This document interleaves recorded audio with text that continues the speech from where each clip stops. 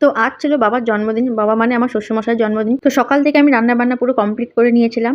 তো এবার ছিল থালা সাজানোর পালা। তো আমি থালাটা কিরকম সাজাবো বুঝতে পারছিলাম না। তো ফাইনালি আমি থালাটা সাজিয়ে ফেলেছি। তো কেমন হয়েছে তোমরা আমাকে কমেন্টে জানাবে। মেনুতে ছিল কুমড়ো ভাজা, পটল ভাজা, ফুলকপি ভাজা, বেগুন ভাজা, ভেন্ডি ভাজা, কাঁকরোল ভাজা, পাঁপড়, সর্ষে দিয়ে পাবদা মাছ, মাছের মাথা দিয়ে ডাল, পায়েস, চাটনি। তো এইবারে ছিল বরণ করার পালা। বরণটা কে করছে দেখো, বরণটা করছে মিষ্টু। জলে গিয়াছিলাম সই, জলে গিয়াছিলাম সই।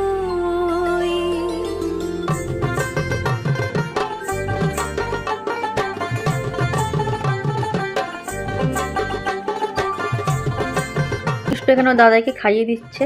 ও জানি না কি করতে চাইছে, ও তো এইসব প্রথমবার করছে, ও ঠিক বুঝতেও পারছে না যে কি করছে। তাই ও ভাতটাকে নিয়ে প্রথমে দেখবে থালার মধ্যে জাস্ট এমনি মাখিয়ে নিচ্ছে। ও জানে না যে কি করতে হবে, তারপরে বলে দিতে ও আবার পরে ঠিক করে নিয়েছে এটা। তো তারপর বাবাও মিষ্টুকে খাইয়ে দিচ্ছিল। তো ওরা খাওয়া দাওয়া করুক। নেক্সট পার্ট দেখার জন্য তাড়াতাড়ি চ্যানেলটাকে সাবস্ক্রাইব করে দিও।